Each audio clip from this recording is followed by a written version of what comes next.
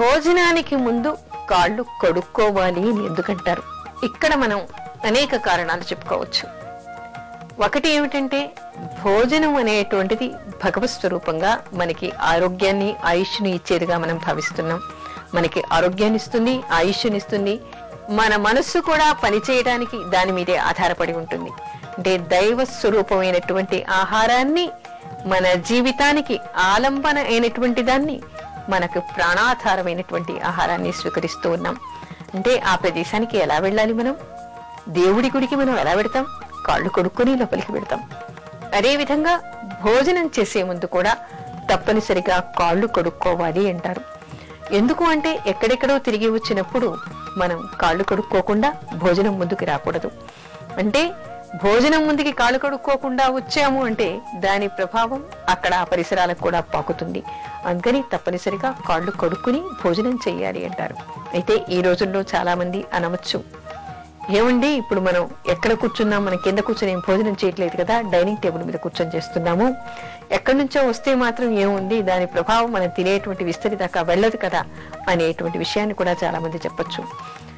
ముఖ్యంగా మనకి చెప్పుకునేది ఏమిటంటే, విందు భోజనానికి వెళ్ళినప్పుడు 10 మంది వచ్చే దగ్గర 10 మందితో కలిసి కూర్చునేప్పుడు బయట నుంచి తిరిగి వస్తాం కాబట్టి తప్పనిసరిగా కాళ్ళు కడుక్కుని భోజనానికి కూర్చోవాలి. మరి ఇంట్లోనే ఉన్నాం కదా, ఎందుకండి ఇంట్లో ఉన్న వాళ్ళు కూడా కాళ్ళు కడుక్కోవాలి అంటారు. బయట నుంచి వచ్చిన వాళ్ళకి మనకి మన సాంప్రదాయంలో ఏమిటంటే, భోజనానికి రండి, కాళ్ళు కడుక్కోవడానికి నీళ్ళు ఇచ్చి కాళ్ళు కడుక్కొని భోజనానికి కూర్చోండి అంటారు. అంటే ఏమిటి? దీనిలో కొన్ని అంతరార్థాలు కూడా ఉన్నాయి. ఒకటి, భోజనశాలకి మనం భోజనం చేసే దగ్గరికి పరిశుభ్రంగా వెళ్ళాలి. పరిశుభ్రంగా వెళ్ళకపోతే ఆ ఆహారంలో కూడా క్రిమి కీటకాదులు వచ్చే అవకాశం ఉంది.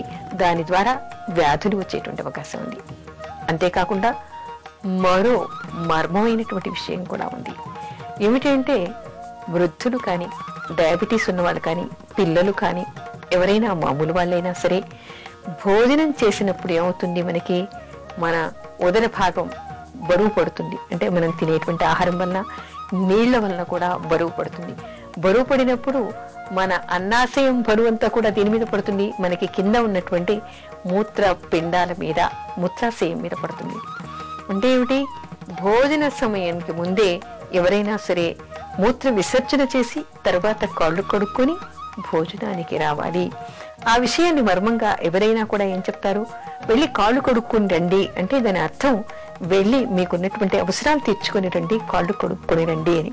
అంటే మూత్ర విసర్జన చేసిన తర్వాత ఏమిటంటే, ఇక్కడ అన్నవాహిక మీద ఉన్నటువంటి బరువు మూత్రాశయం మీద పడినా కూడా ఇబ్బంది ఏం లేదు. కానీ వృద్ధులకి కానీ, ఒక వయస్సు వచ్చినటువంటి వాళ్ళకి కానీ, లేదా డయాబెటీస్ తో ఉన్నటువంటి వాళ్ళకి కానీ, లేదా మూత్రకోశ వ్యాధులు ఉన్నటువంటి వాళ్ళకి కానీ, పసిపిల్లలకైనా సరే ఈ మూత్రాశయం, మూత్రసంచి వీళ్ళ కంట్రోల్లో ఉండదు. లేకుండానే అక్కడే మూత్ర విసర్జన జరుగుతూ ఉంటుంది చాలా మందికి. అది బయటికి చెప్పుకోలేరు. కొన్ని మర్మమైనటువంటి విషయాలు ఇక్కడ దాగి ఉంటాయి. అందుకని ఏం చెప్తారు, చిన్నప్పటి నుంచి కూడా అలవాటు ఏమిటి అంటే, తప్పనిసరిగా భోజనం చేసే ముందు మూత్ర విసర్జన చేసి కాళ్ళు కడుక్కొని పరిశుభ్రంగా చేతులు కడుక్కొని భోజనానికి కూర్చోవాలి.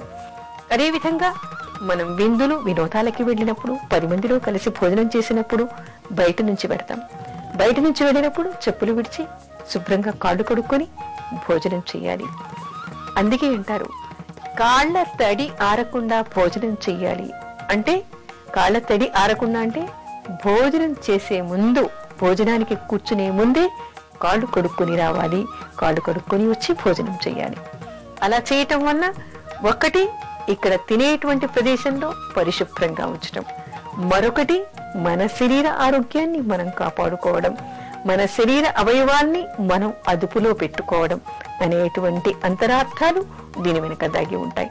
అందుకని భోజనం చేసేప్పుడు కాళ్ళు కడుక్కోవాలని పసిపిల్లల నుంచి అందరికీ అలవాటు చేసినప్పుడు ఏమవుతుంది, మనకి తెలియకుండానే తప్పనిసరిగా కాళ్ళు కడుక్కొని భోజనం చేస్తారు.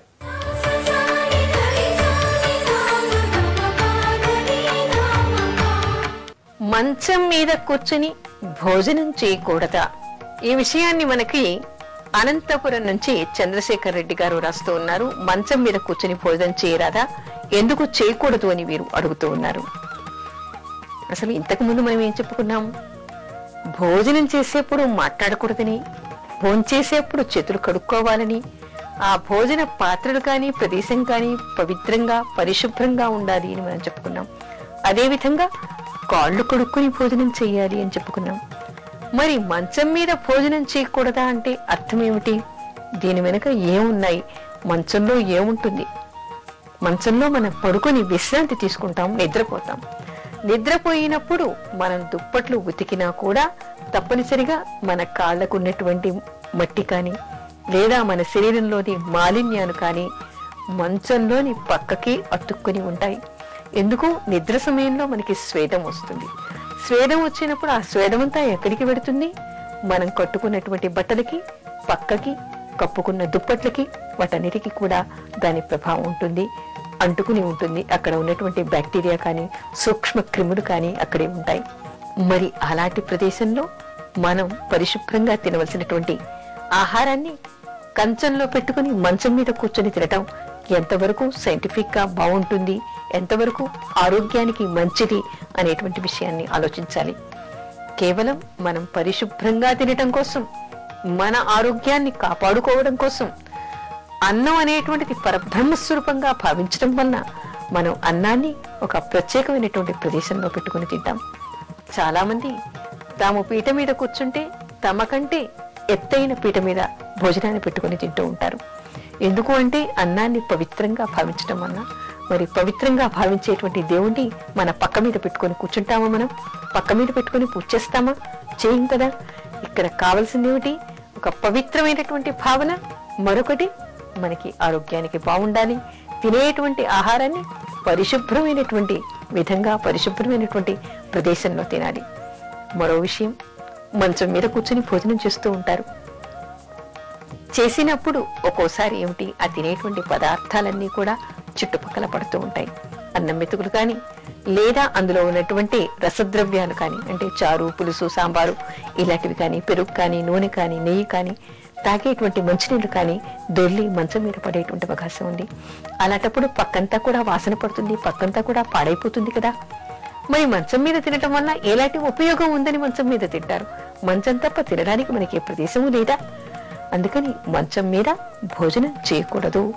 ఏ ప్రదేశం మనకి దేనికోసం నిర్దేశించబడిందో ఆ ప్రదేశాన్ని దానికి మాత్రమే వాడుకోవాలి. పక్క పరిశుభ్రంగా ఉండాలి. నిద్రపోతే ప్రశాంతంగా నిద్రపోగలగాలి.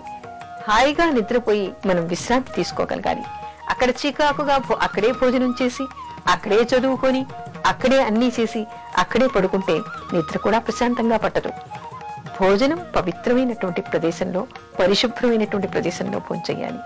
పరిశుభ్రమైనటువంటి పక్క మీద పడుకోవాలి. అందుకని భోజనం చేసి దగ్గర భోజనం చేయాలి, పడుకునే దగ్గర పడుకోవాలి. అన్నీ పక్క మీదే చేస్తామనటం ఎంతవరకు కూడా సరైనటువంటి విషయం కాదు. ఎప్పుడు భోజనం చేయవచ్చు? మంచాన పడినటువంటి వాళ్ళు లేవలేని స్థితిలో ఉన్నప్పుడు, ఇక వాళ్ళు కదలలేరు, మంచం నుంచి బయటికి రాలేరు, లేచి కూర్చోలేరు. అనారోగ్యంతో ఉన్నటువంటి వాళ్ళు, ఆపరేషన్ అయి ఉన్నటువంటి వాళ్ళు, అలాంటి వాళ్ళకి దగ్గర ఉండి ఎవరైనా సపర్యలు చేస్తూ తినిపిస్తారు. అలా తినిపించినప్పుడు ఆ ప్రదేశాన్ని పరిశుభ్రంగా ఉంచేటువంటి ప్రయత్నం కూడా వాళ్ళు చేస్తారు. కేవలం మంచం పెట్టినటువంటి వాళ్ళు, అనారోగ్యంతో మంచాన పడిన వాళ్ళు తప్ప మరెవరూ కూడా మంచంలో భోజనం చేయకూడదని మనకి శాస్త్రం చెప్తోంది.